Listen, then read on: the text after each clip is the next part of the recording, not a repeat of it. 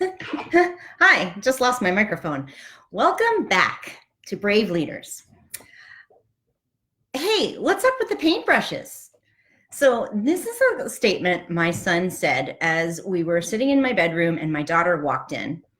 I knew that my son was frustrated with the fact that when he went to go to the art table and all the paintbrushes were dried out. They had paint all over them, they hadn't been rinsed, and they were all crunchy.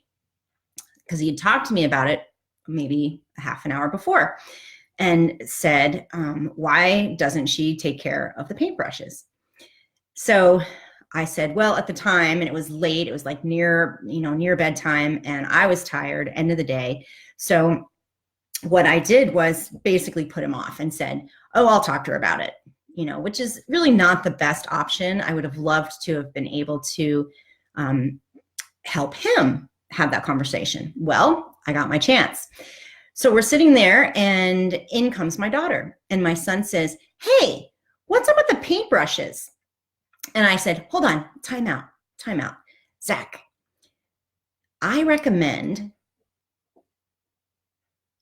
approaching it a little differently, because my daughter paused and she kind of looked over like, what? You could see like this defensive reaction in her. And so I said, bud, if I were you, this is how I would say it. When I went to go paint tonight, I noticed the dried up paintbrushes. And I was really disappointed because I wasn't able to paint. So I'm wondering, would you be willing to rinse out the paintbrushes right after you're done painting so that they're clean for the next time I step up or you step up to the art table? And she was looking at me and she immediately looked at him and she goes, oh, I'm sorry, Zach. Yeah, I'll do that. If they're ruined, I'll go buy some new ones. And I was like, wow. And the cool thing is that he was like, oh, okay, good, thanks. And I know, guaranteed, if he had just left it at, and we had just left it at his statement, she would have had, her hackles were already up and she would have had a sassy reaction. So what I know to be true and what I observed is how important it is how we say what we want to say. And what I was suggesting is that we acknowledge the situation, acknowledge and notice the stimulus or the observation. So I noticed the paintbrushes had paint on them, and then to follow up with a feeling. How did that feel? I felt frustrated or I felt disappointed. And really, when somebody expresses an authentic feeling, it's disarming. It tends to disarm the person who is being spoken to, because we can all relate to that feeling. It's not foreign, and it's not attacking. It's usually opening. So I could see the shift. And then he said, and then I said for him, would you be willing? And that's a request. It's not a demand. It's not an attack in any way. It's a request.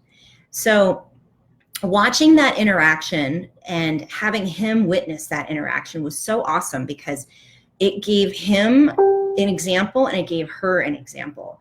And it was exactly what I wanted. Is I wanted to coach him on how to approach it. So instead of him just saying, hey, what's up with the paintbrushes, and then get a sassy response, I was able to show him how acknowledging the situation in a very observer way, non-judgmental, neutral way, and just naming the situation, making the observation, and then naming the feeling. Like, not, I feel that you should have cleaned them. That's not a feeling. That's a thought. I saw the paintbrushes and thought, man, I wish she had cleaned them, and I was feeling frustrated. Okay, that's clear. And that person hearing that feedback would probably be more likely to consume that and not react to that. And then making the request. So it's just a different way of having that conversation that allows for more opening and connection, and more likely to get my needs met. more likely to know that they're going to be respectful. And I mean, I could have said, hey, I really, we're sharing those things, and I would really appreciate it if you would respect me by washing them the way I wash them. So the way we go about approaching people makes all the difference on whether or not they stay open, whether they hear us, and whether they're willing to make different choices that help us. If we're looking for cooperation, if we're looking for understanding, how we talk to each other makes all the difference. So thanks for listening tonight. And for those of you that want to work on, that are women and want to work on your own clarifying your own thoughts, feelings, needs, and practicing making requests and approaching difficult situations and having courageous conversations, and also want to learn about being an influencer, then take a look at the link that's in my post, and you can go and apply for my Women's Leadership Program. It's a 6-week online, real-time, interactive leadership program, and it's going to be really fabulous starting in February. February 6th is when we'll be launching. So it'll be 2 hours every Thursday, and it'll be right here. Well, it'll be on Zoom. So anyway, if you're interested, go to apply and click on there, and then I'll be in touch. So if you have any questions, you can ask them in the comments. But I'm glad you listened, and I would may you, I guess I'm going to send you this vision, is that may you and your loved ones have the kinds of conversations that you can hear, respect, understand, and support each other. To that, I say farewell. Bye-bye.